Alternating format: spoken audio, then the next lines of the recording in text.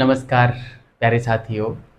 इतिहास दर्शन और लेखन वाली क्लास कल पहली क्लास मैंने डाली और उसमें इतिहास शब्द का अर्थ क्या होता है, इतिहास की परिभाषा के बारे में ये हमने जान लिया था।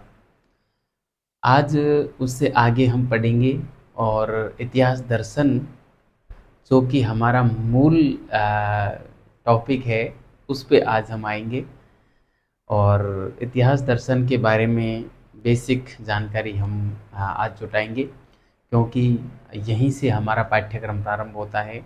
इतिहास शब्द का अर्थ और परिभाषा तो आप जब इस लेवल पे आए हैं तो आप सभी को पता ही होगी, क्योंकि 3 साल ग्रेजुएशन में और 2 साल पोस्ट ग्रेजुएशन में, यानी कि 5 साल तो आपने इतिहास को अनिवार्य रूप से पढ़ा ही है।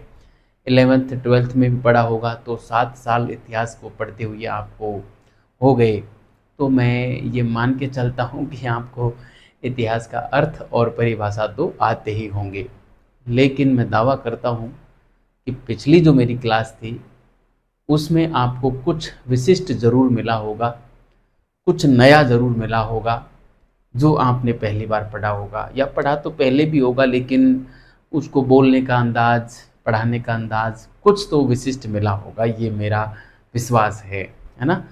और ऐसे ही आपको हर क्लास में नया मिलेगा, तरीके से मिलेगा, सरल भाषा में मिलेगा, चीज़ें समझ में आएंगी, ये मेरा प्रयास रहेगा। ठीक है, और जल्द अपन इस संपूर्ण पाठ्यक्रम को पूरा करेंगे। एक बात ज़रूर मैं बताना चाहूँगा, ये जो क्लासें चलेंगी वो किसके अकॉर्डिंग चलेंगी, वो पाठ्यक्रम क्या होगा, वो पाठ्यक्रम होगा आरपीएससी असिस्टेंट प्रोफेसर वैकेंसी 2025 वाला। और उसका पाठ्यक्रम मैं मेरे टेलीग्राम चैनल पे डाल देता हूँ, आप उस पे जाकर देख सकते हैं। ठीक है, मेरी टेलीग्राम का जो नाम है वो मेरे इस यूट्यूब चैनल के नाम से ही है, सफलता विजन्स नाम से। वीडियो के डिस्क्रिप्शन में भी मैं मेरे टेलीग्राम चैनल का नाम डाल दूंगा, उस पे लिंक पे क्लिक करके भी आप जो है टेलीग्राम चैनल को ज्वाइन कर सकते हैं। क्योंकि इस बैच से संबंधित जो भी इन्फॉर्मेशन होगी वो सारी इन्फॉर्मेशन उस टेलीग्राम चैनल पे मैं डालता रहूँगा। ठीक है, कि आज कौन सा टॉपिक पढ़ाया जाएगा, आज कौन सा टॉपिक पढ़ाया जाएगा, और उसकी सारी सूचना जो है मैं डालता रहूँगा। एक चीज़ मैं बता दूँ, पूर्णिमा की मैं छुट्टी रखता हूँ, तो पूर्णिमा के दिन आप किसी भी प्रकार की क्लास की अपेक्षा मत रखना।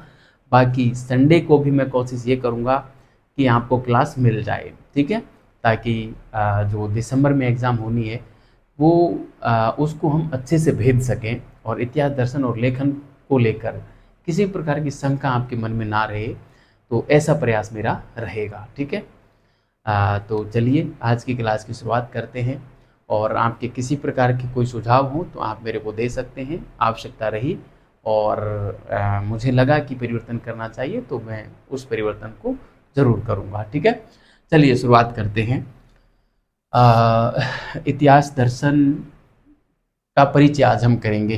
ठीक है, इतिहास का तो हमने कर लिया था, आज हम करेंगे इतिहास दर्शन व लेखन। तो हम पढ़ रहे हैं लेखन शब्द में, तो इससे तो आप भली भांति परिचित हैं ही, लेकिन इतिहास दर्शन के बारे में आज हम जानेंगे। ठीक है, इतिहास दर्शन क्या है, तो इसमें हम पहले परिचय कर लेते हैं। परिचय, ठीक है, परिचय में हम 2-3 चीज़ें देखेंगे। एक तो दर्शन शब्द का क्या अर्थ है, इतिहास शब्द का अर्थ तो हम देख ही चुके, दर्शन शब्द का अर्थ और बता देता हूँ। उसके बाद हम इतिहास दर्शन शब्द का अर्थ जानने का प्रयास करेंगे कि इतिहास दर्शन क्या है, और सबसे पहले इस शब्द का प्रयोग किसने किया था, इतिहास दर्शन का जनक किसे माना जाता है, तो वो तमाम बातों पे चर्चा आज हम करने वाले हैं। ठीक है, तो देखिए प्यारे साथियों, दर्शन का मतलब होता है देखना, है ना। दर्शन का मतलब क्या होता है, देखना, लेकिन ऐसे सामान्य रूप से देखना नहीं, अप्रत्यक्ष रूप से देखना। यानी कि जैसे आप मेरी इस क्लास को देख रहे हो, ये भी एक दर्शन है। ये दर्शन कराए साहब, कहाँ जा रहे हो, हम उस मंदिर में जा रहे हैं, क्यों, दर्शन करने जा रहे हैं। तो ये तो सामान्य शब्द है, एक अनपढ़ आदमी भी जानता है कि दर्शन का मतलब देखना होता है, भाई हम जा रहे हैं, दर्शन करने जा रहे हैं, है ना। ऐसे समझ में नहीं आए ना कि दर्शन शब्द का क्या अर्थ है। तो आप किसी भी मंदिर में कोई व्यक्ति जाता है तो हम क्यों जाते, मंदिर में क्यों जाते हैं, ये पूछ लो किसी भी बड़े आदमी से भी। बड़े आदमी का मतलब अपनी साधारण भाषा में ये होता है कि अनपढ़ व्यक्ति से भी, है ना, क्योंकि अपने बड़े इतने पढ़े लिखे नहीं थे, अपनी साक्षरता बहुत कम थी, ठीक है। तो उसकी वजह से हम यही कहते हैं किसी बड़े व्यक्ति से पूछ लेना। तो बड़े व्यक्ति का मतलब है कि अनपढ़ है वो भी जानता है कि हम मंदिर क्यों जाते हैं, दर्शन करने जाते हैं, यानी कि दर्शन का मतलब देखना। लेकिन कैसे देखना, ये हमको समझना पड़ेगा। आप इस क्लास को देख रहे हो, प्रत्यक्षतः देख रहे हो, तो ये दर्शन नहीं है, मतलब ये वाला दर्शन नहीं है जो हम यहाँ पे पढ़ने जा रहे हैं, ठीक है। ये दर्शन कैसा दर्शन है, जैसे अभी मैं यहाँ पे आपको पढ़ा रहा हूँ, ठीक है। अब हाँ, फ्री में पढ़ा रहा हूँ यूट्यूब पे।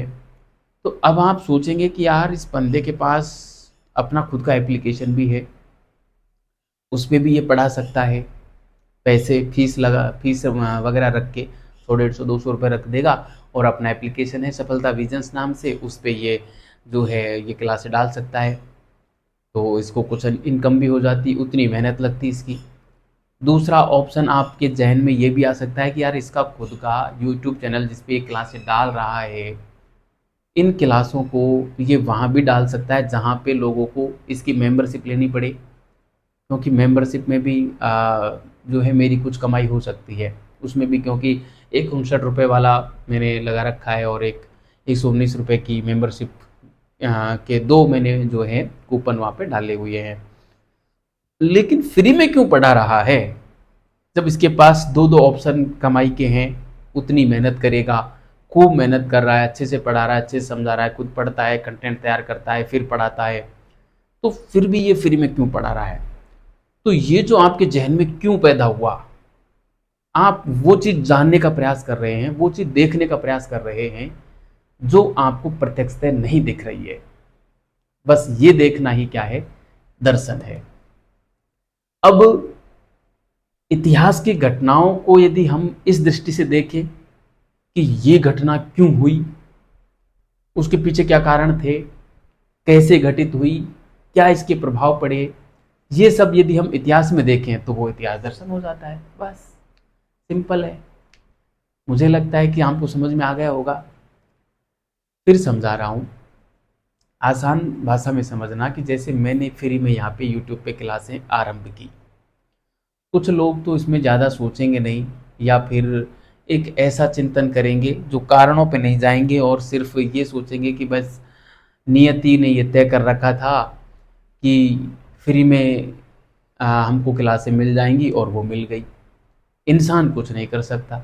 एक तो एक वर्ग ऐसा भी होता है जो कारणों पे नहीं जाता और केवल नियति पे भरोसा करता है कि नियति ने ये तय कर रखा था, ऐसा होना था, ये इतिहास की गति है, ऐसा होना था। कुछ लोग ऐसा मानते हैं। लेकिन जो इतिहास दर्शन को मानने वाले लोग हैं वो ये मानते हैं कि मैंने यदि यूट्यूब पे कोई क्लास शुरू की है, ये बैच शुरू किया है, तो इसके पीछे कोई न कोई कारण है। वो कारण क्या है उसको हम जानेंगे पहले। तो इस प्रकार की जो गवेषणा करता है घटनाओं की, वो गवेषणा इतिहास दर्शन करता है ना।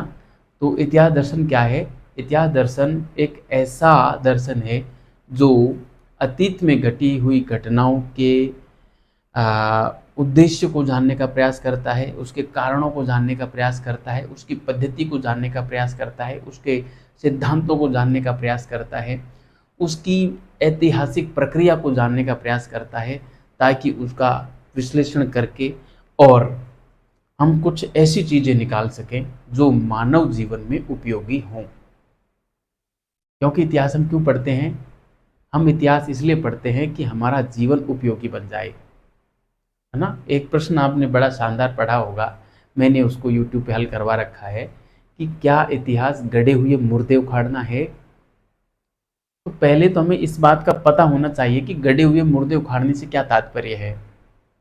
भाई हम कोई गड़े हुए मुर्दे को उखाड़ें तो हमें क्या मिलने वाला है, कुछ नहीं। भाई किसी जिंदे इंसान की यदि बात करें, उसको हम उसकी अच्छी सेवा करें तो वो हमारे लिए कहीं ना कहीं काम देगा, हमारी मुसीबत में वो हमारी सहायता करेगा।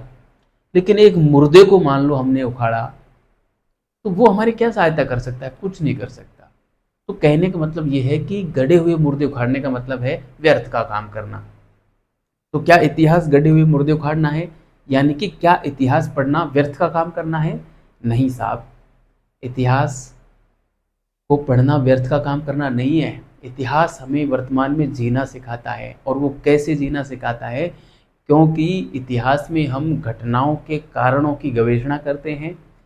कोई भी घटना क्यों घटित हुई, कैसे घटित हुई, क्या उसका कोई निश्चित उद्देश्य था, उसके पीछे कौन से सिद्धांत लागू थे, और उस घटना का क्या प्रभाव पड़ा, और उस प्रभाव का मानव जीवन में क्या महत्व है, मानव समाज में क्या महत्व है, मानव समाज अपनी समस्याओं का निराकरण उन घटनाओं से कैसे कर सकता है, यह सब जानने के लिए हम इतिहास को पढ़ते हैं। इसलिए इतिहास बहुत उपयोगी है। इतिहास गड़े हुए मुर्दे उखाड़ना नहीं है। ठीक है, तो आप समझ गए होंगे कि इतिहास दर्शन क्या है।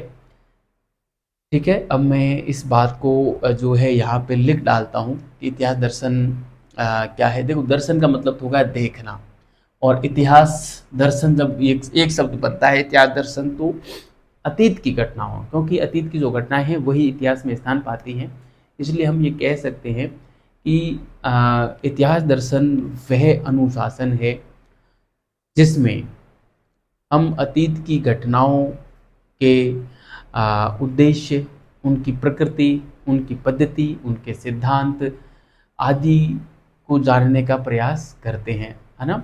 और उनके जो ऐतिहासिक आधार हैं उनको समझने का प्रयास करते हैं। ठीक है, तो मैं यहाँ पे लिखता हूँ परिचय में, मुझे लगता है इतिहास दर्शन शब्द को मैंने बढ़िया से समझा दिया है। इससे ज़्यादा समझाना खिचड़ी करना हो जाएगा, और फिर वो न घर का रहेंगे न घाट का रहेंगे, वो वाली स्थिति हो जाएगी। ठीक है, मैं यहाँ पे लिखता हूँ, देखिए इतिहास दर्शन के बारे में।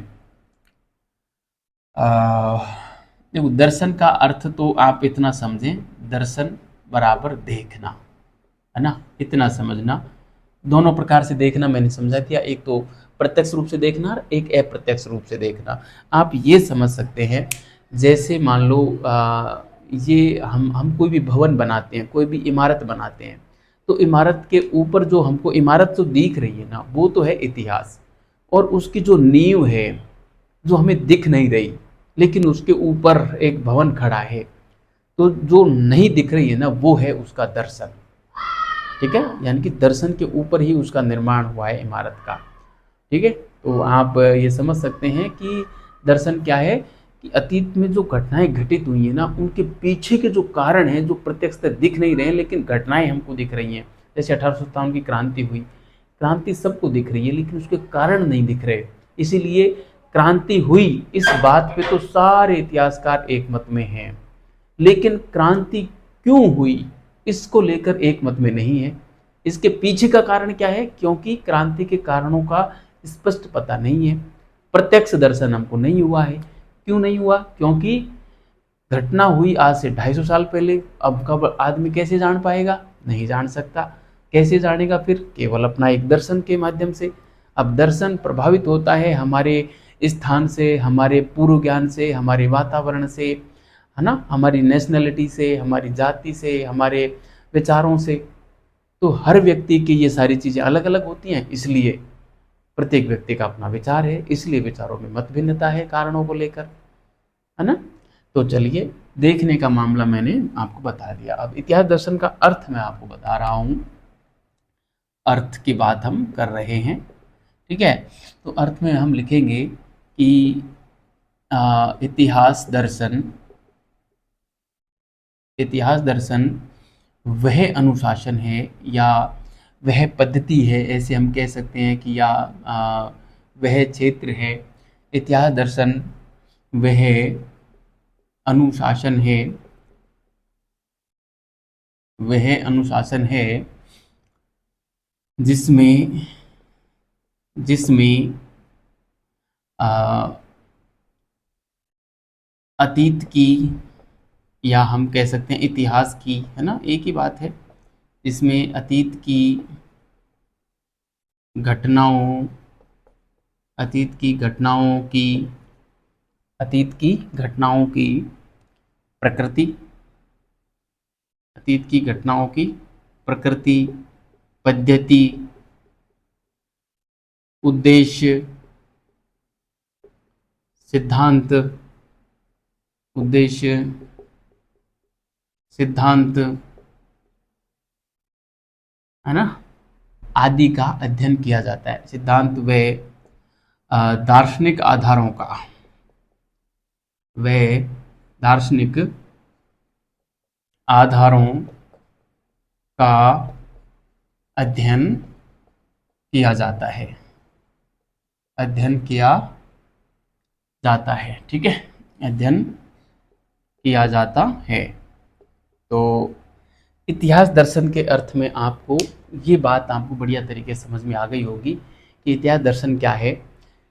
कि इतिहास दर्शन वह अनुशासन है या वह अध्ययन का वह क्षेत्र हम कह सकते हैं कि जिसमें हम अतीत की घटनाओं की जो है कोई भी घटना घटित हुई है मान लो, तो उस घटना की प्रकृति क्या थी, उसकी पद्धति क्या थी, उसके उद्देश्य क्या थे, उसके सिद्धांत क्या थे, उसके पीछे के दार्शनिक आधार क्या थे, इन सबको जानना, इन सब का जहाँ पे विश्लेषण किया जाता है, इनकी जहाँ पे गवेषणा की जाती है, इन सब का जहाँ पे अध्ययन किया जाता है, उसको हम इतिहास दर्शन कहते हैं। ठीक है, आप समझ गए होंगे।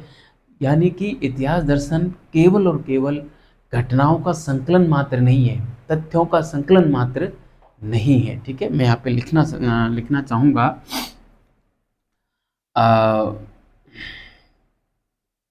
इतिहास दर्शन,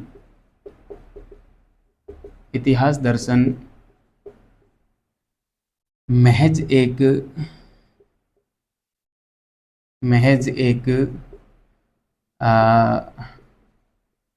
घटनाओं या तथ्यों, है ना, घटनाओं या तथ्यों का संकलन करने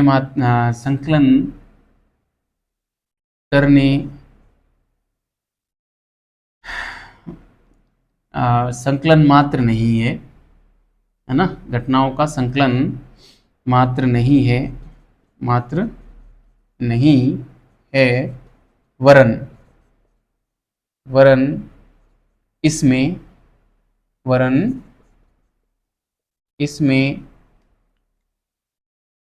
इसमें यह जाना जाता है कि वरन इसमें यह जाना जाता है कि वरन इसमें यह जाना जाता है कि कोई घटना क्यों,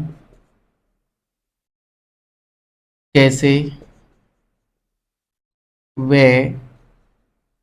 कब घटित हुई, है ना, कोई घटना क्यों घटित हुई, कैसे घटित हुई और कब घटित हुई, ये तीनों चीज़ों को जो है इसमें जाना जाता है।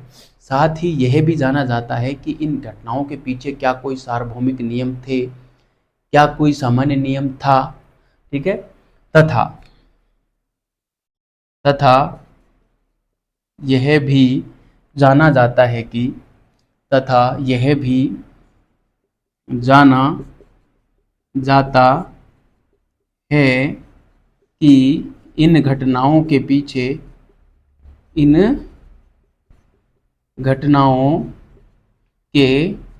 पीछे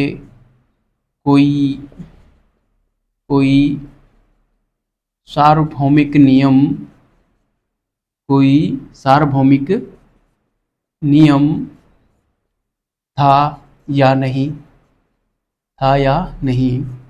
ठीक है, इन घटनाओं के पीछे कोई सार्वभौमिक नियम था या नहीं। ठीक है, तो इतिहास दर्शन ये है। मतलब यहाँ पे मैंने लिखा कि इतिहास दर्शन महज एक घटनाओं या तथ्यों का संकलन मात्र नहीं है ना, यानी कि इतिहास दर्शन में घटनाओं का संकलन ही नहीं किया जाता। देखो, संकलन किया जाता जरूर है, ऐसा नहीं है कि इतिहास दर्शन में घटनाओं का संकलन नहीं किया जाता, लेकिन यहीं पे समाप्त नहीं हो जाता इतिहास दर्शन कि घटनाओं का संकलन कर लिया, काम हो गया ना। आगे वो घटनाओं का यानी कि तथ्यों का संकलन तो कर लिया, अब वो उसके पीछे के कारणों की गवेषणा भी करता है ना, कि कोई भी घटना क्यों घटित हुई, कैसे घटित हुई, कब घटित हुई, क्या उनके पीछे कोई सार्वभौमिक नियम थे या नहीं थे। है ना, सार्वभौमिक नियम कहें या यहाँ पे मैं एक सामान्य नियम भी कह सकता हूँ। ठीक है, सामान्य नियम। सामान्य नियम क्या होता है कि सामान्य नियम ऐसे होते हैं कि जैसे हम कहते हैं ना, ये तो सामान्य सी बात है, ये तो ऐसा तो होता ही है। जैसे हम इसमें साइंस की बात करें तो जैसे हाइड्रोजन के 2 अणु और ऑक्सीजन का 1 अणु मिल जाएं तो वो पानी का निर्माण करते हैं, ये सामान्य बात है। गणित में 2 और 2 को जोड़ दिया जाए तो 4 होते हैं, सामान्य बात है। दिन में जोड़ो, रात में जोड़ो, कहीं भी जोड़ो, है ना। ऐसे ही हाइड्रोजन के 2 अणु और ऑक्सीजन का 1 अणु, दोनों को मिला दो तो पानी बन जाता है, चाहे दिन में मिलाओ चाहे रात में मिलाओ, अमेरिका में मिलाओ चाहे भारत में मिलाओ, है ना, घर के अंदर मिलाओ या घर के बाहर मिलाओ, कोई फर्क नहीं पड़ता। ये क्या है, सामान्य नियम है। ठीक है, तो यहाँ पे ये लोग भी ये देखने का प्रयास करते हैं कि क्या इतिहास को देखकर, इतिहास की घटनाओं के कारणों की गवेषणा करके क्या हम ऐसे कोई सार्वभौमिक नियम बना सकते हैं जैसे विज्ञान में बनाए जाते हैं, जैसे गणित में बनाए जाते हैं, जैसे भौतिकी में बनाए जाते हैं। तो प्यारे साथियों, यहाँ पे कुछ लोग तर्क देते हैं। वैसे तो देखो, इतिहास में और इस प्रकार के नियम बनाए जाना मुश्किल है, और हम कह सकते हैं कि प्रत्येक घटना के पीछे तो ऐसे नहीं बनाए जा सकते, लेकिन फिर भी कुछ चीज़ें जरूर सार्वभौमिक हैं इतिहास में भी। जैसे कोई भी राजवंश हुआ है तो उसका पीक पॉइंट भी आया है, यानी कि चरम पॉइंट भी आया है, और उसका पतन भी हुआ है, निश्चित है। कोई भी इतिहास में शासक हुआ है तो उसका चरम पॉइंट आया है और उसका पतन हुआ है, निश्चित है ना। लेकिन उसका कार्यकाल कितना होगा, कोई भी राजवंश हुआ है तो वो 100 साल तक शासन करेगा या 200 साल तक शासन करेगा, हम नहीं कह सकते, है ना। लेकिन इस प्रकार के जो सार्वभौमिक नियम है, देखो अब प्रत्येक घटना के पीछे हम सार्वभौमिक नियम नहीं बना सकते इतिहास में, ये ध्यान रखना, है ना। तो इतिहास में वैसे ये सामान्य नियम का जो सिद्धांत है, आगे हम पढ़ेंगे, है ना, हमारे टॉपिक में आएगा, वहाँ पे मैं बात करूँगा। ठीक है, तो इतिहास दर्शन को मैंने समझाने का प्रयास किया और मुझे लगता है यहाँ पे बढ़िया तरीके से समझ में आ गया होगा। एक बात मैं और कह सकता हूँ, यानी कि सरल शब्दों में हम ये कह सकते हैं कि इतिहास दर्शन क्या है, कार्य कारण सिद्धांत की गवेषणा करता है इतिहास दर्शन, है ना। यही तो निकल के आ रहा है कि कोई भी घटना हुई है तो उसके पीछे कोई न कोई कारण रहा होगा, है ना। तो ये इतिहास दर्शन है ना। तो मैं यहाँ पे लिख रहा हूँ, सामान्य शब्दों में मैं कह सकता हूँ कि सामान्य शब्दों में कह सकते हैं कि कह सकते हैं कि इतिहास दर्शन में हम अतीत की घटनाओं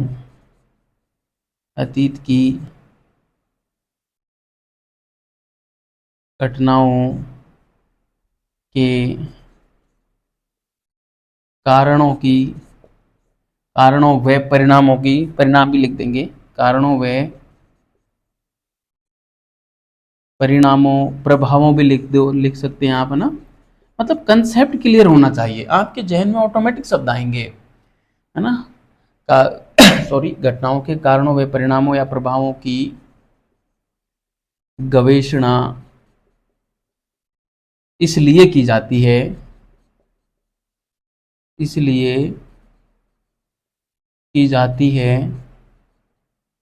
कि उसे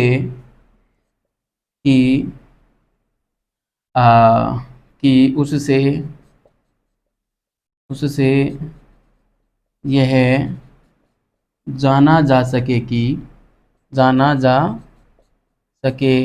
कि उसका मानव व समाज के लिए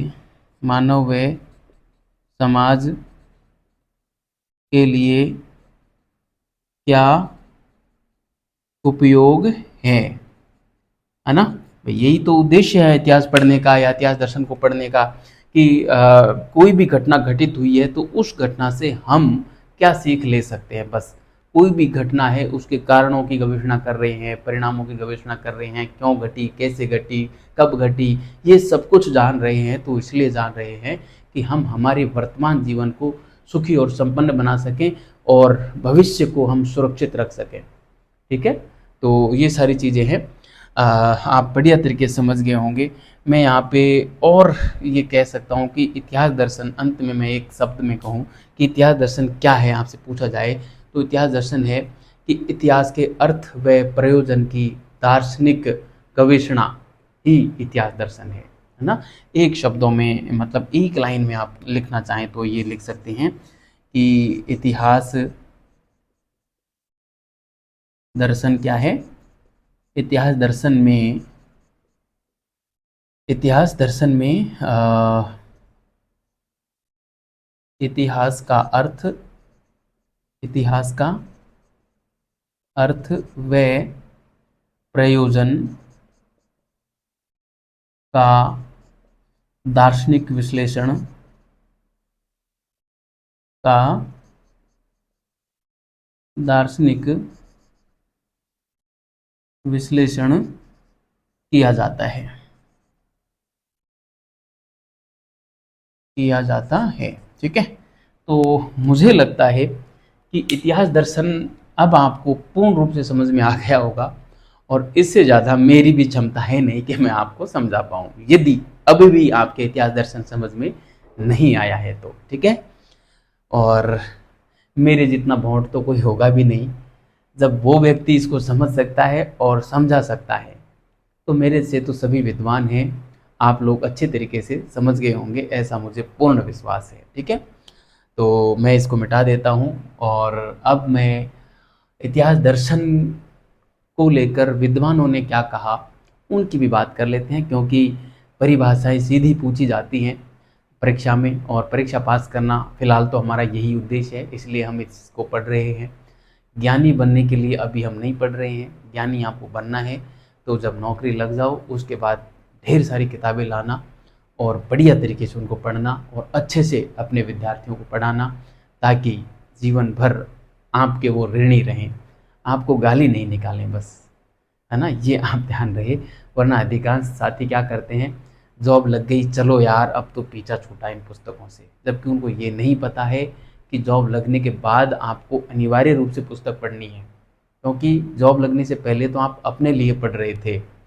अब आपके ऊपर जॉब लगने के बाद तो आपके कंधों पे बहुत बड़ी रेस्पॉन्सिबिलिटी आ जाती है, हज़ारों लोगों को आप पढ़ाने वाले हैं, तो पुस्तकों को ही उठा के फेंक देंगे तो फिर आप क्या पढ़ा पाएंगे बच्चों को। इसलिए जॉब लग जाओ तो पुस्तकें और खरीद के लानी है, ये नहीं कि अब थक गए। ठीक है, बोझ नहीं समझना है।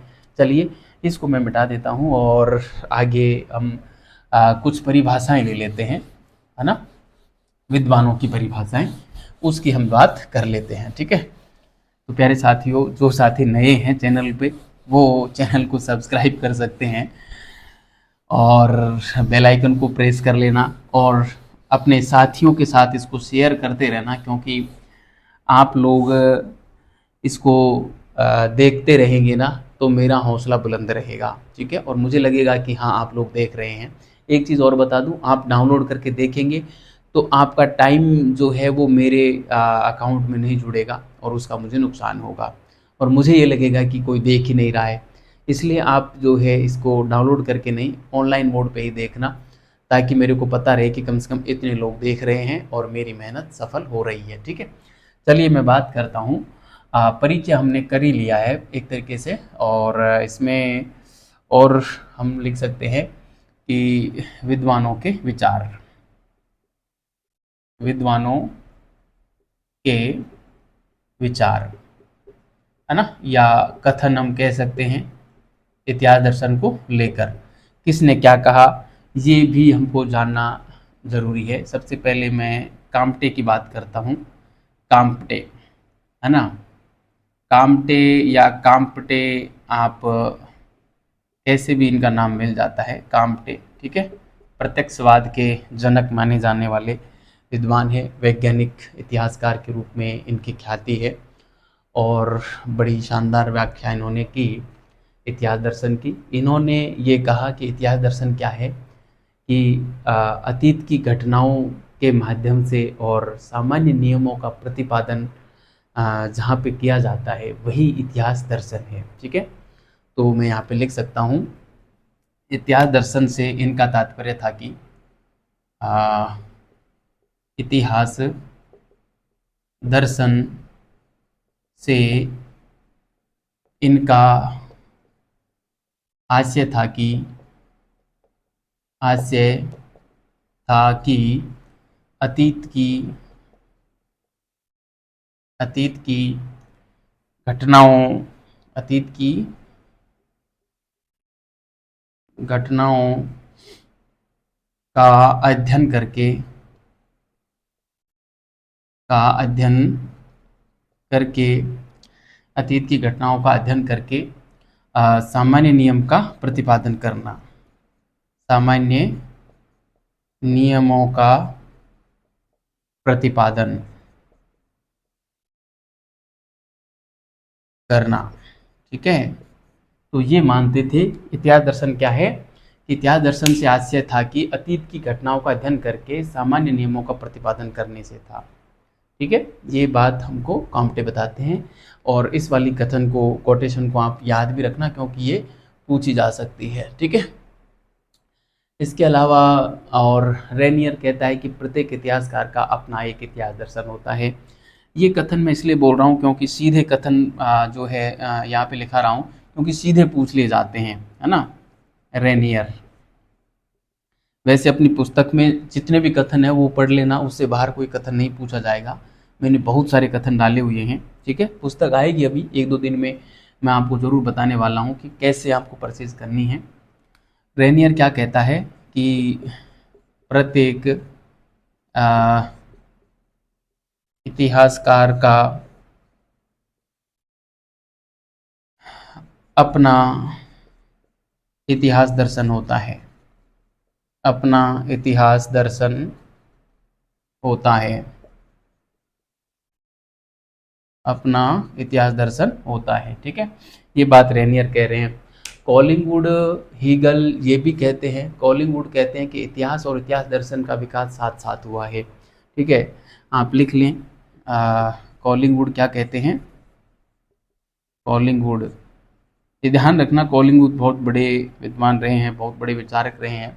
हर क्षेत्र में इनके कोटेशन मिलेंगे। इन्होंने लगभग क्षेत्रों पे बात की है ना। तो आदर्शवादी थे वैसे ये, डिल थे, क्रोचे, कॉलिंगवुड, तीनों आदर्शवादी विचारक माने जाते हैं। कॉलिंगवुड कहते हैं कि इतिहास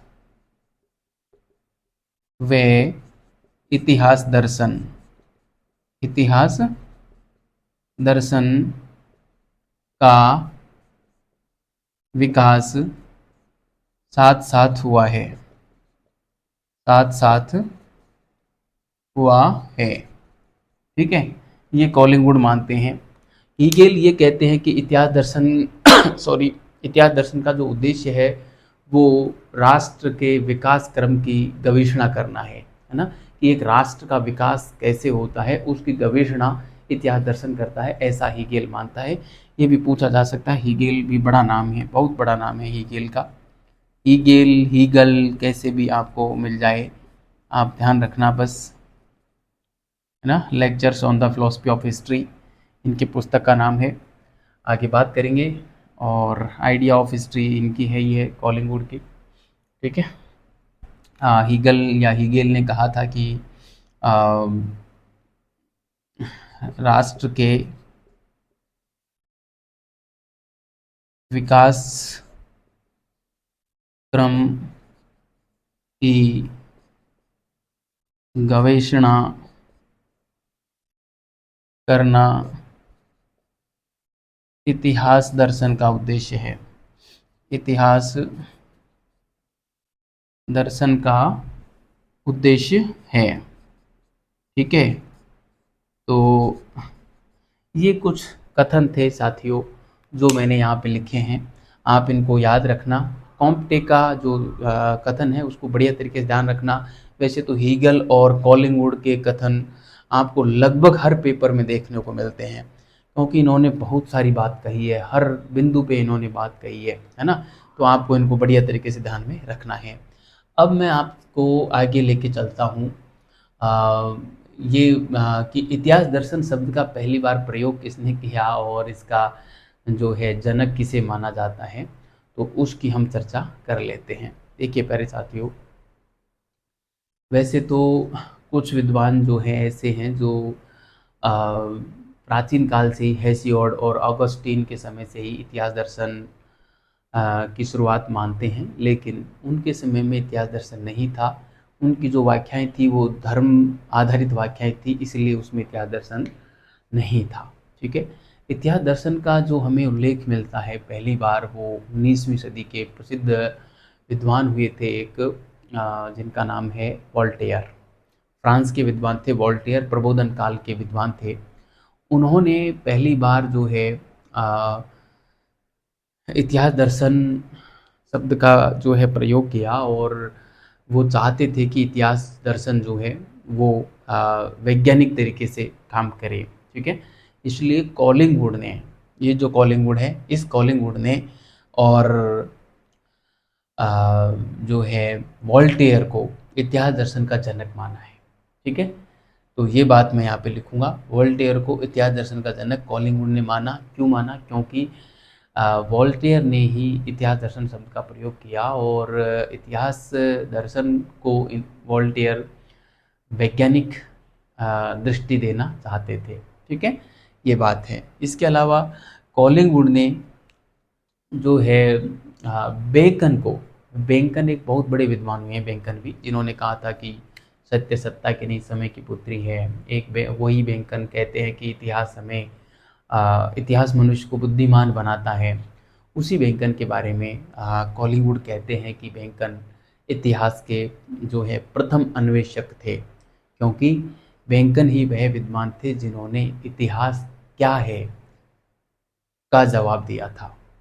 ठीक है, ये दो तथ्य आपको ध्यान रखने हैं। वैसे प्रोफेसर वॉल्स जो हैं, उनका मानना है कि इतिहास के प्रथम अन्वेषक इटालियन विद्वान विको थे, है ना। वो विको को मानते हैं। कौन? प्रोफेसर वॉल्स विको को मानते हैं। और प्रोफेसर वॉल्स ने जो है इतिहास दर्शन को प्रकाश में लाने का जो काम किया, वो प्रोफेसर वॉल्स के अनुसार हर्डर ने किया था, है ना। हर्डर की एक पुस्तक का नाम चलता है idea for philosophy of history of Mankind. उसमें हर्डर ने इतिहास दर्शन शब्दावली का प्रयोग किया था। इसलिए प्रोफेसर वॉल्स ये कहते हैं कि हर्डर जो है इतिहास दर्शन के को प्रकाश में लाने वाले थे। ठीक है। और ये जो हीगल है, इनको इतिहास दर्शन का जो है प्रवर्तक माना जाता है। कुछ लोग इनको परिकल्पनात्मक इतिहास दर्शन का प्रवर्तक भी कहते हैं। ठीक है।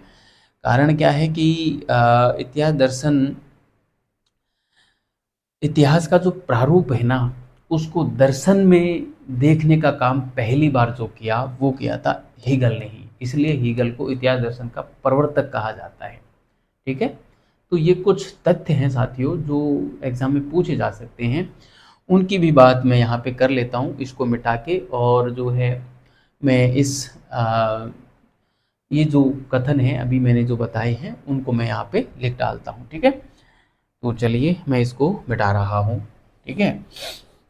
आपको समझ में तो आ रहा होगा। ये थोड़ी तथ्यात्मक चीज़ें हैं, वो आपको रटनी पड़ेंगी, कोई सॉल्यूशन इसका नहीं है। ठीक है। और जल्द हम इस परिचय से पूरे होके और इतिहासकारों की कड़ी में आएंगे, जिन्होंने इतिहास दर्शन और लेखन का विकास किया। उस परंपरा को हम पढ़ेंगे, जिसमें हमारे विको हैं, हर्डर हैं, हेगल हैं, और स्पेंगलर हैं सॉरी, टॉयन भी हैं, कार्ल मार्क्स हैं। ये सारे हाँ हम पढ़ेंगे। इसके अलावा और भी बहुत सारे हैं ना। हर प्रत्येक दर्शन को पढ़ेंगे, फिर हम सारे स्कूलों को पढ़ेंगे। भारतीय इतिहास लेखन है, उपनिवेशवादी इतिहास लेखन है ना। सारी चीज़ों को हम एक एक करके पढ़ेंगे। तो चलिए, अच्छा मैं परिचय को मिटा ही देता हूँ, परिचय का यहाँ पे कोई काम नहीं है। मैं यहाँ पे लिख सकता हूँ इतिहास दर्शन का विकास, एक हेडिंग डाल सकते हैं हम, है ना। इतिहास दर्शन का विकास। ठीक है। इतिहास दर्शन का विकास, ये हेडिंग आप डाल दीजिए। और इसमें हम लिखेंगे कि अभी जो बात मैंने आपको बताई है ना, वो सारी बातें हम यहाँ पर लिखने वाले हैं। ठीक है। वैसे तो कुछ विद्वान, जैसा कि मैंने बताया, ऑगस्टीन और जो हेसियोड थे, उनके समय से इतिहास दर्शन की शुरुआत मानते हैं। तो मैं यहाँ पे लिखना चाहूँगा कि उस बात को मैं बाद में लिखूंगा। पहले मैं लिखता हूँ यहाँ पे कि इतिहास दर्शन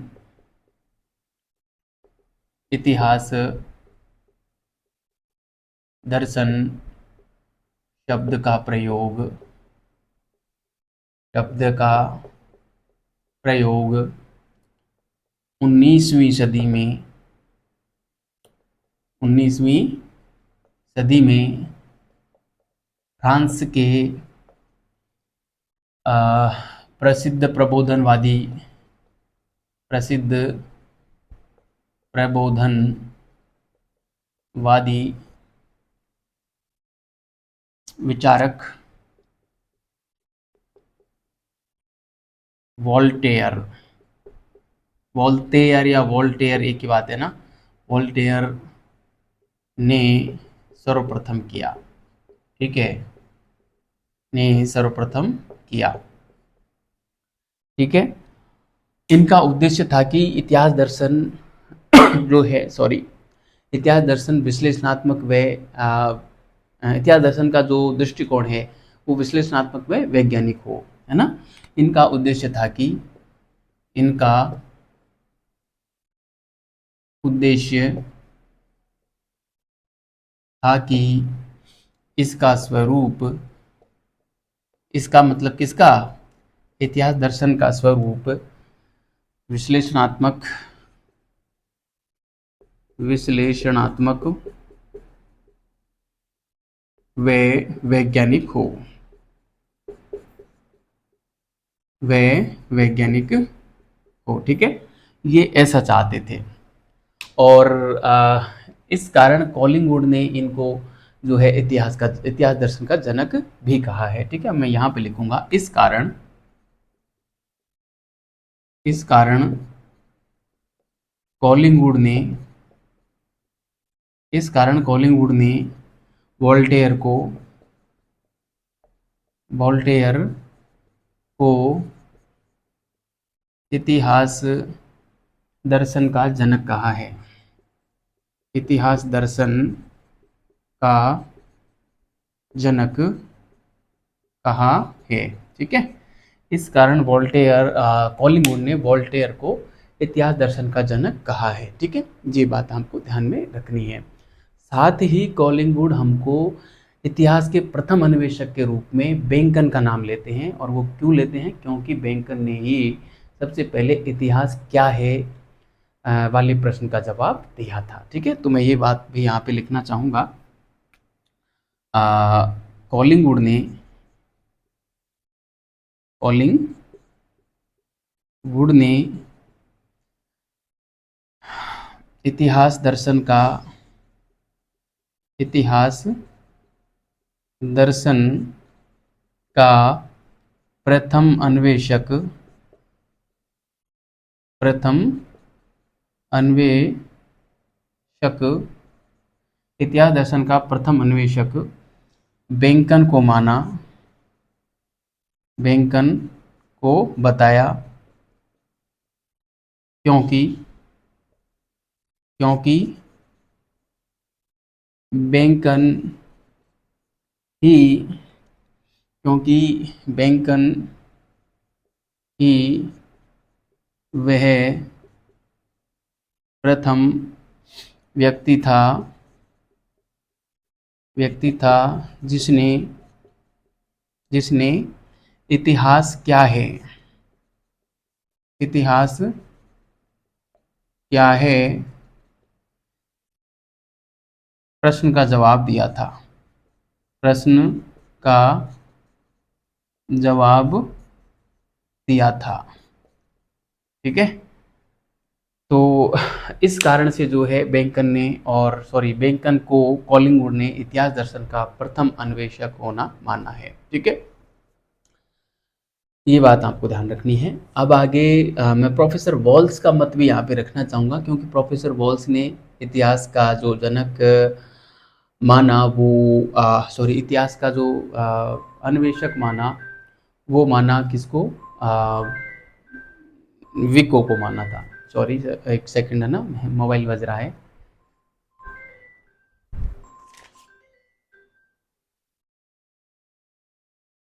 हाँ, ठीक है। प्रोफेसर वॉल्स की बात भी मैं यहाँ पर कहना चाहूँगा। देखिए, प्रोफेसर वॉल्स के अनुसार इतिहास दर्शन के प्रथम अन्वेषक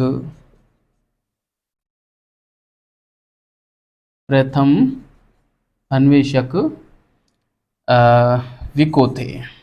ठीक है, विको थे। अब मैं विको के बारे में ज़्यादा नहीं बताऊंगा। विको हम पूरा ही पढ़ेंगे, है ना, एक क्लास पूरी विको के ऊपर चलेगी। ठीक है, तो विको को हम अलग से पढ़ेंगे। देखो, बेकन के ऊपर कोई, बेकन हमारे प्रत्यक्ष पाठ्यक्रम में नहीं है। बेकन के कथन इधर उधर हम पढ़ेंगे सॉरी, बेकन की रचनाएं पढ़ेंगे, बाकी बेकन पर्सनली नहीं है हमारे, है ना। तो एक बात तो ये हो गई कि प्रोफेसर वॉल्स के अनुसार इतिहास दर्शन के जो प्रथम अन्वेषक थे वो विको थे। दूसरी चीज़ मैं यहाँ पे बताना चाहूँगा, प्रोफेसर वॉल्स हमें बताते हैं हर्डर के बारे में कि इतिहास दर्शन को प्रकाश में लाने का काम हर्डर ने किया था, है ना। तो प्रोफेसर वॉल्स के अनुसार, है ना, प्रोफेसर वॉल्स के अनुसार इतिहास दर्शन को प्रकाश में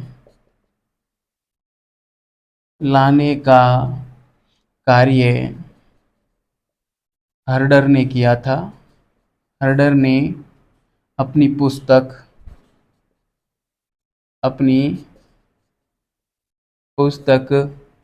idea for the philosophy of history of Mankind में किया था। ठीक है, अपनी पुस्तक कौन सी है ये ध्यान रखना, पूछते हैं इस पुस्तक को, idea for the philosophy of history of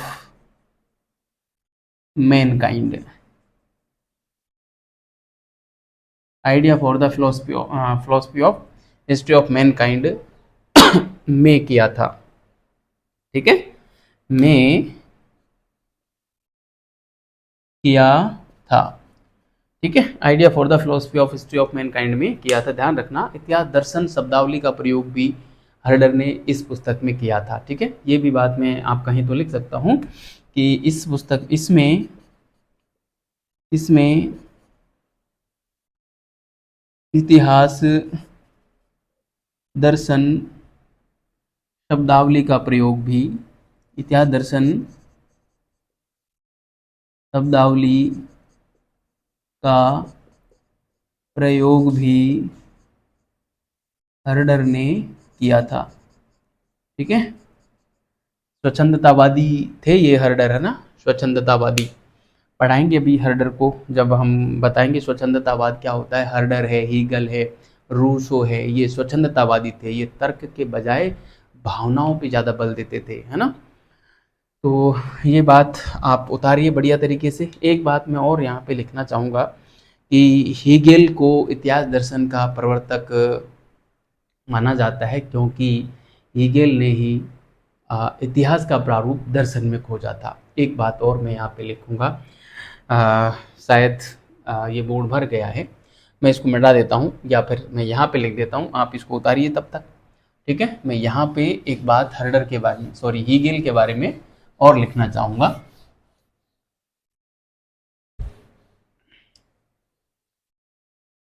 ठीक है, देखो,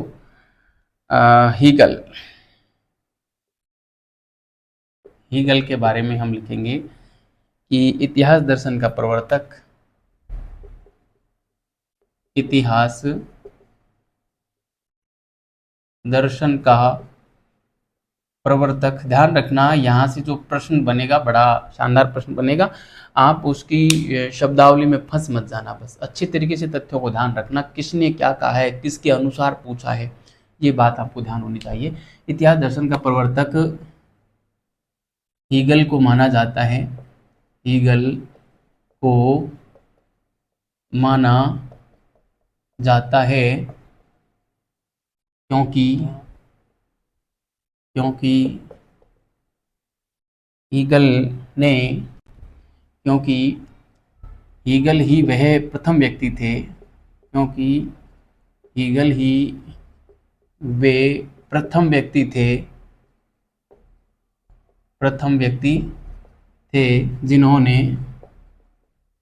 जिन्होंने इतिहास का प्रारूप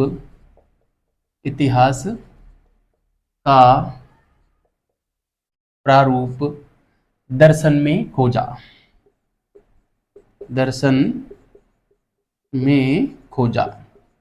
ठीक है, तो इस कारण से हीगल को इतिहास दर्शन का प्रवर्तक माना जाता है। ठीक है, तो ये सारे तथ्य आपको ध्यान रखने हैं, समझने वाला इसमें बहुत ज़्यादा कोई बात है नहीं जिसमें बहुत ज़्यादा समय लिया जाए।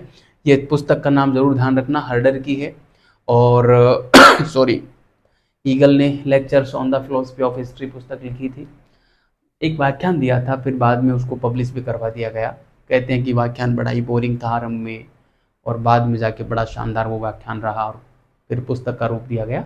ईगल पढ़ेंगे तब मैं बहुत डिटेल में आपको करवाने वाला हूँ ईगल के बारे में। ठीक है, तो आप इतना उतारें, और फिर हम आगे जो है इसका विकास क्रम जो होता है, यानी कि अब इतिहास दर्शन का विभाजन हम देखेंगे कि प्रोफेसर H.G. वॉल्स की जो पुस्तक है an introduction to the philosophy of history, उसमें वॉल्स ने इतिहास दर्शन को दो भागों में बांटा है, एक विश्लेषणात्मक इतिहास दर्शन और एक परिकल्पनात्मक इतिहास दर्शन। तो उसकी ओर बात कर लेते हैं, और उन दोनों के बीच में क्या अंतर है, क्यों उसको बांटा है, वहाँ से एक प्रश्न आने की संभावना प्रबल रहती है। ठीक है, तो आपको बढ़िया तरीके से समझना है, और मैं इसको मिटा देता हूँ, आप इसको उतार लें या आपने उतार ही लिया होगा, और आगे हम उसकी चर्चा करने वाले हैं। इतिहास दर्शन को अब दो भागों में बांटते हैं, ताकि हम इतिहास का जो विकास है उसको पढ़ सके कि कैसे हम इतिहास का विकास कर पाए हैं, वर्तमान में जो इतिहास हमारा यहाँ पहुँचा है वो कैसे कैसे पहुँचा है, वो पूरा हम देखेंगे। और उस इतिहास के विकास क्रम में ही यानी कि एक तो परिकल्पनात्मक इतिहास लेखन होगा और एक विश्लेषणात्मक इतिहास लेखन होगा। इन दोनों बिंदुओं को पूरा पढ़ते ही हमारा संपूर्ण पाठ्यक्रम पूरा हो जाएगा, ये आप ध्यान रखें, क्योंकि इन दोनों के अंदर ही सारे टॉपिक समाहित हैं। ठीक है, तो मैं इसको मिटा रहा हूँ, और इतिहास दर्शन के विकास क्रम में जो बातें हैं वो मैं यहाँ पे लिखने वाला हूँ। ठीक है, तो कैसा लग रहा है आप लोगों को क्लास देखकर, और इतिहास दर्शन और लेखन जैसे जटिल टॉपिक को भी और इस प्रकार से यहाँ यूट्यूब पे पढ़ा पाना, समझा पाना, आप क्या सोचते हैं इसके बारे में? दो बात ज़रूर लिखें, मेरे को अच्छा लगेगा, और ऐसा लगेगा कि मैं ऑफलाइन क्लास में ही जिस प्रकार से बात करता हूँ स्टूडेंटों से, ऐसे ही आप लोगों से भी बात कर रहा हूँ। तो ज़रूर कमेंट कीजिएगा, है ना। आगे एक बात मैं लिखूँगा यहाँ पे कि देखो, प्रोफेसर मैं सीधा लिख रहा हूँ, H.G. वॉल्स ने अपनी कृति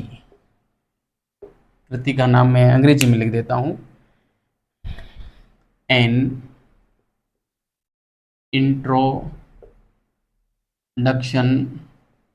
introduction of philosophy of history, an introduction of philosophy of history. ठीक है, बहुत इंपॉर्टेंट है ये पुस्तक का नाम, आपको ध्यान रखना है, an introduction of the philosophy of history. में इतिहास दर्शन की व्याख्या दो दृष्टिकोणों से की है, दो दृष्टिकोणों से की है। ठीक है, अब ये दो दृष्टिकोण कौन कौन से हैं ये हमें समझ में आनी चाहिए। ठीक है, तो एक तो हो जाएगा हमारा परिकल्पनात्मक इतिहास दर्शन, परिकल्पनात्मक इतिहास दर्शन। ठीक है, समझ में आ रहा है। और दूसरा हो जाएगा हमारा विश्लेषणात्मक इतिहास दर्शन, विश्लेषणात्मक इतिहास दर्शन। ठीक है, विश्लेषणात्मक इतिहास दर्शन। ठीक है, तो ये लीजिए प्यारे साथियों, दूसरा भाग ये है, ये जिसको समझ में आ गया ना, वो संपूर्ण इतिहास दर्शन को और लेखन को बढ़िया तरीके से समझ सकता है। इससे पहले का इतिहास दर्शन की परिभाषा आपको पता होनी चाहिए, इतिहास दर्शन क्या है वो आपके समझ में आना चाहिए, और उसके बाद ये जो विभाजन है ये आपको समझ में आना चाहिए, क्योंकि यहाँ से जो उसको बात समझ में आ गई वो आगे कई प्रश्न हल करेगा। कई ऐसे टॉपिक हैं अंदर, जैसे इतिहास में वस्तुनिष्ठता क्या है, इतिहास की व्याख्या वाला टॉपिक है, इतिहास में व्याख्या और कारण वाला टॉपिक है, वो सारे टॉपिक इसी के ऊपर डिपेंड हैं। ये जिसको समझ में आ गया वो आगे के सारे प्रश्नों को बड़े आसानी से हल करेगा। ठीक है, तो आपको मतलब कंसेप्ट बेस्ड जो प्रश्न होंगे ना उसमें कच्चा नहीं खाएगा। बाकी तथ्यात्मक तो आपको भी पता है, रट्टा मारना ही पड़ता है, कोई ऑप्शन रहता नहीं है। ठीक है, तो देखिए प्यारे साथियों, H.G. वेल्स ने an introduction to the philosophy, इसमें of the philosophy of history या to the philosophy of history, अपनी जो पुस्तक है उसमें इतिहास दर्शन को दो दृष्टिकोणों से जो है विवेचित किया है, व्याख्यायित किया है, या दो दृष्टिकोणों में बांटा है। एक है परिकल्पनात्मक इतिहास दर्शन और एक है विश्लेषणात्मक इतिहास दर्शन। इन दोनों में क्या अंतर है वो मैं आपको बता देता हूँ। परिकल्पनात्मक इतिहास दर्शन ये प्राचीन इतिहास दर्शन है जो पहले से चला आ रहा था। इसके अंदर न तर्क था, न कार्य कारणों की गवेषणा की जाती थी, और ये एक ऐसा दर्शन था जिसमें सिर्फ चिंतन किया जाता था और घटना की व्याख्या पे ही ज़्यादा जो है महत्व दिया जाता था, कारणों की गवेषणा इसमें नहीं की जाती थी। ठीक है, और परिकल्पनात्मक इतिहास दर्शन के जो विचारक थे वो ये मानते थे कि इतिहास में कोई भी घटना जो होती है ना, उस घटना के पीछे कोई उसका उद्देश्य होता है, उसकी एक निश्चित गति होती है, उसकी एक निश्चित लय होता है, उसकी एक परियोजना होती है, और वो घटना घटित होके ही रहती है अपने उद्देश्य की प्राप्ति के लिए। अपनी उस गति में वो गति करती ही करती है, और उस गति को नियंत्रित करने वाला क्या होता है, प्रकृति होती है। ऐसा ये लोग मानते हैं, है ना। यानी कि ये एक परिकल्पनात्मक, यानी कल्पना के आधार पर ये चलता था। तथ्यों की गवेषणा नहीं करते थे ये लोग, कारणों पे नहीं जाते थे ये लोग, बस चिंतन करते थे और नियति पे ज़्यादा विश्वास करते थे, इतिहास के चक्रीय दृष्टिकोण को ज़्यादा मानते थे। इसलिए ये प्राचीन इतिहास दर्शन के नाम से जाना जाता है। और ये है आधुनिक इतिहास दर्शन। और चूँकि आधुनिक इतिहास दर्शन में वैज्ञानिकता है, और वैज्ञानिकता है तो सीधी सी बात है ये कार्य कारण सिद्धांत को मानते हैं, कारणों की गवेषणा करते हैं, प्रत्येक तथ्य के पीछे या मैं कहूँ प्रत्येक घटना के पीछे के कारण क्या थे, घटना क्यों हुई, कैसे हुई, क्यों घटित हुई, क्या परिणाम हुए, वो सारा यहाँ पे किया जाता है। ठीक है, तो ये ही इसके बीच में मूल अंतर है। जो प्रमुख अंतर है ना वो यही है साथियों, आप ये ध्यान रखना कि परिकल्पनात्मक इतिहास दर्शन तो एक, इसको हम सट्टा दर्शन भी कहते हैं। क्यों? इसमें बस कल्पना की जाती है, इसलिए इसको कल्पनात्मक दर्शन भी कहते हैं। मैं यहाँ पे लिख सकता हूँ, देखो इसके क्या क्या नाम है और इसके क्या क्या नाम है। दोनों के नामों के बारे में थोड़ा सा जिक्र कर लेता हूँ। जैसे इसको हम जो है चिंतनशील दर्शन भी कहते हैं, है ना, चिंतनशील दर्शन भी कहते हैं, इतिहास दर्शन। ठीक है, चिंतनशील इतिहास दर्शन, इतिहास दर्शन। ठीक है, चिंतनशील इतिहास दर्शन। इसके अलावा इसको अवधारणात्मक दर्शन भी कहते हैं, अवधारणात्मक इतिहास दर्शन। ठीक है, इसके अलावा इसको जो है सट्टा दर्शन भी कहा जाता है, इसको कल्पनात्मक दर्शन भी कहा जाता है। ठीक है, कल्पनात्मक इतिहास दर्शन भी कहा जाता है। चिंतनशील, अवधारणात्मक, सट्टा दर्शन, कल्पनात्मक दर्शन, प्राचीन दर्शन, प्राचीन इतिहास दर्शन मतलब प्लेटो और रूसो के समय का। ठीक है, प्लेटो व रूसो के समय का भी इसको जो है माना जाता है। ठीक है, तो ये सारी चीज़ें आपको यहाँ पे ध्यान रखनी है। और विश्लेषणात्मक इतिहास दर्शन ये आधुनिक इतिहास दर्शन है। एक तो ये ध्यान रखें, आधुनिक इतिहास दर्शन है। ठीक है, क्या है? आधुनिक इतिहास दर्शन है। ठीक है, ध्यान रखना साथियों, आधुनिक इतिहास दर्शन है। और विश्लेषणात्मक है तो ये इसमें वैज्ञानिक इतिहास दर्शन भी इसको हम कह सकते हैं। ठीक है, वैज्ञानिक इतिहास दर्शन भी कह सकते हैं। ठीक है, वैज्ञानिक इतिहास दर्शन कह सकते हैं। इसको समीक्षात्मक दर्शन भी कह सकते हैं, समीक्षा की जाती है ना। समीक्षा का मतलब होता है आलोचनात्मक इतिहास दर्शन भी कह सकते हैं। आलोचनात्मक, आलोचना में क्या, सही और गलत दोनों का निर्णय किया जाता है, और सही और गलत का निर्णय जब हम करेंगे तो सीधी सी बात हम कारणों की खोज करेंगे, इसलिए इसको कार्य कारण दर्शन भी कह सकते हैं हम। ठीक है, कार्य कारण दर्शन इतिहास दर्शन है ना, लॉजिकल दर्शन, ठीक है, वो भी कह सकते हैं इसको।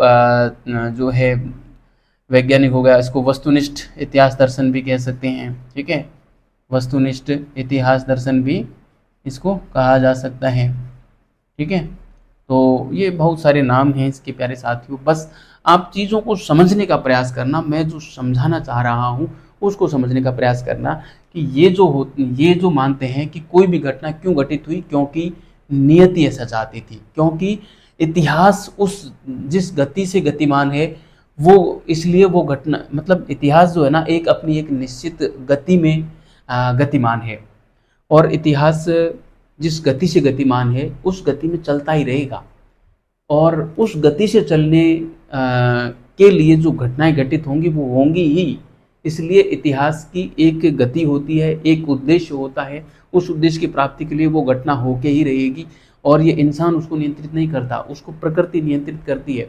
ऐसा मानते हैं कौन, ये। जबकि ये क्या मानते हैं, नहीं, ऐसा नहीं है। प्रत्येक घटना जो होती है उसके पीछे कोई न कोई कारण जिम्मेदार होता है, यदि हम उस कारण को मिटा दें तो वो घटना नहीं होगी, इसलिए ये कारणों की गवेषणा करते हैं, है ना। ये जो है वैज्ञानिक इतिहास दर्शन है, इसमें तथ्यों को आधार बनाकर और जो है शोध किया जाता है, तथ्यों को आधार बनाकर घटनाओं को लिखा जाता है, तथ्यों के आधार पे जो है घटना की गवेषणा की जाती है, जबकि इसमें चिंतन को आधार बनाकर और घटना की गवेषणा की जाती है। ठीक है, तो आप समझ के होंगे प्यारे साथियों दोनों के बीच में अंतर। मैं आपको कुछ अंतरों को लिख देता हूँ ताकि आपको चीज़ें जो हैं बढ़िया तरीके से समझ में आ जाएंगी, और फिर हम एक एक दर्शन के जो विचारक हैं, जैसे परिकल्पनात्मक इतिहास दर्शन के जो विचारक हैं उसमें हमारे हर्डर हैं, विको हैं, हीगल हैं, है ना, मार्क्स हैं, स्पेंगलर हैं, टोइन भी हैं, ये सारे परिकल्पनात्मक इतिहास दर्शन के विचारक हैं जो हमारे पाठ्यक्रम में लगे हुए हैं।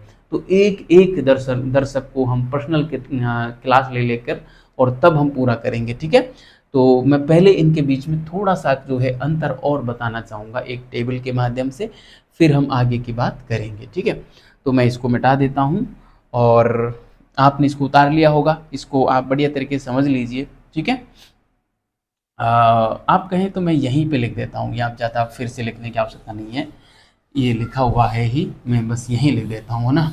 दोनों के बीच में जो अंतर हमें लिखना है वो, उसकी मैं चर्चा कर लेता हूँ, यहाँ पे कर लेता हूँ। ठीक है, तो देखिए इसमें तो परिकल्पनात्मक इतिहास दर्शन में तो क्या होता है, परिकल्पनात्मक इतिहास दर्शन में जो है चिंतन के आधार पर, चिंतन के आधार पर घटना की घटना का अध्ययन होता है। ठीक है, घटना का जो है अध्ययन चिंतन के आधार पर ही होता है, जबकि ये क्या करते हैं, तथ्य के आधार पर।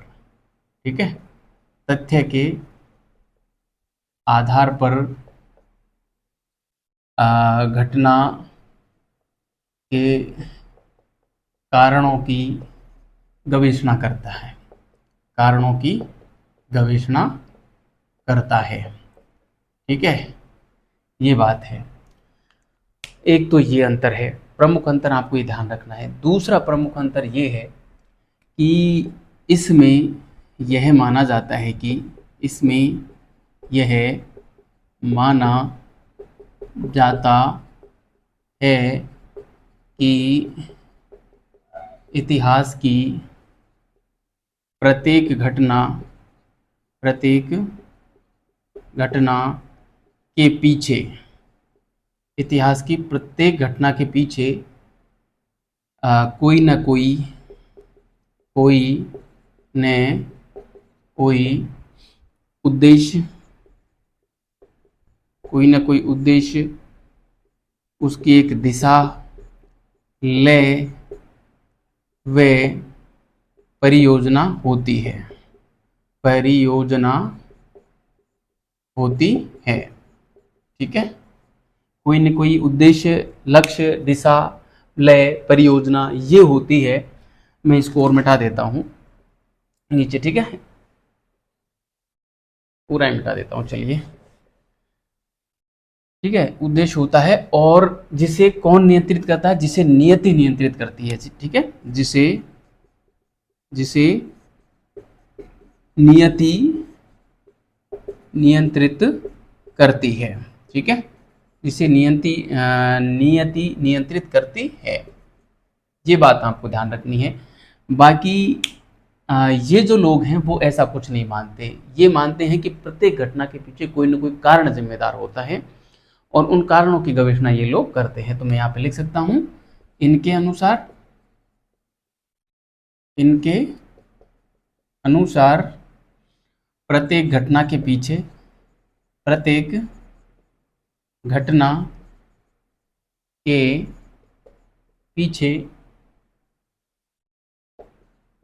कोई न कोई कारण जिम्मेदार होता है, जिसकी ये गवेषणा करते हैं, ठीक है, जिसकी ये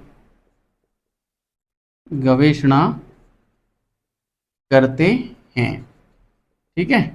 तो ये है प्यारे साथियों इतिहास दर्शन, और इतिहास दर्शन के दोनों भागों का मैंने जो अंतर है वो भी आपको बता दिया है, ठीक है। परिकल्पनात्मक इतिहास दर्शन यानी स्पेकुलेटिव फिलोसफी, ठीक है।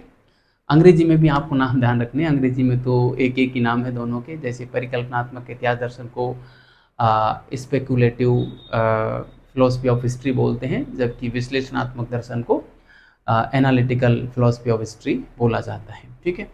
तो ये था प्यारे साथियों आज की क्लास, जो हमने इतिहास दर्शन का विकास पढ़ लिया, इतिहास दर्शन का अर्थ पढ़ लिया, और अब आगे की क्लास में जो हम पढ़ेंगे वो पढ़ेंगे इतिहास दर्शन में परिकल्पनात्मक जो इतिहास दर्शन है उसको आगे बढ़ाने वाले विचारक कौन कौन से थे। अब एक एक विचारक को लेके और उनके बारे में हम चर्चा करते जाएंगे और बढ़िया से उसको पढ़ते जाएंगे। ध्यान रखना, मैं जो पढ़ा रहा हूँ इतना पढ़ लेना, और अपनी जो ऑब्जेक्टिव पुस्तक है उसके प्रश्न निकाल लेना। इससे ज़्यादा आपको पढ़ने की आवश्यकता नहीं पड़ेगी, चाहे आप किसी भी लेवल का जो है एग्ज़ाम दे रहे हो, क्योंकि एक तो जैसे आरपीएस असिस्टेंट प्रोफेसर वाले जो स्टूडेंट हैं उनके लिए तो इससे ज़्यादा समय है ही नहीं कि वो बहुत अधिक पढ़ सके, और मैं जितना करवा रहा हूँ आप यकीन मानना एकदम सफिशिएंट है, इससे ज़्यादा नहीं जाएगा प्रश्न। आप बस समझने पे ध्यान रखना, मैं समझाने का भी बहुत प्रयास करता हूँ, पहली चीज़ों को बोल के पूरा समझाता हूँ, फिर एक एक चीज़ को लिखता हूँ ताकि आप भी हैंड रिटेन नोट्स बनाओ, तो आपके खुद के नोट्स होंगे तो आप बढ़िया तरीके से उनका जो है बार बार रिवीजन कर सकते हैं और पिछले साल के प्रश्नों को सॉल्व करते रहना। वैसे तो अपनी पुस्तक में मैंने सारे प्रश्नों को सम्मिलित कर लिया है, 2025 के भी प्रश्न मैंने उसमें शामिल कर रखे हैं, तो आप उससे प्रैक्टिस करेंगे तो आपको जो है ज़बरदस्त फ़ायदा होगा, क्योंकि मैंने उसमें जेन्युइन प्रश्न भी बना रखे हैं और पिछले साल के आए हुए प्रश्न भी उसमें शामिल हैं, ठीक है। तो चलिए मिलते हैं अगली क्लास में, तब तक के लिए आप जो है इस चैनल को सब्सक्राइब ज़रूर करना यदि चैनल पर नए हैं तो, और शेयर ज़रूर करते रहना ताकि अधिक से अधिक लोगों को इसका फ़ायदा मिले। सबसे बड़ी बात ये है कि मुझे भी फ़ायदा मिले, है ना, क्योंकि आप लोगों के हित में, आपको लगता है कि आपके हित में चल रही हैं क्लासें, तो आप जो है शेयर करना और मेरा मोटिवेशन बनाए रखना। धन्यवाद।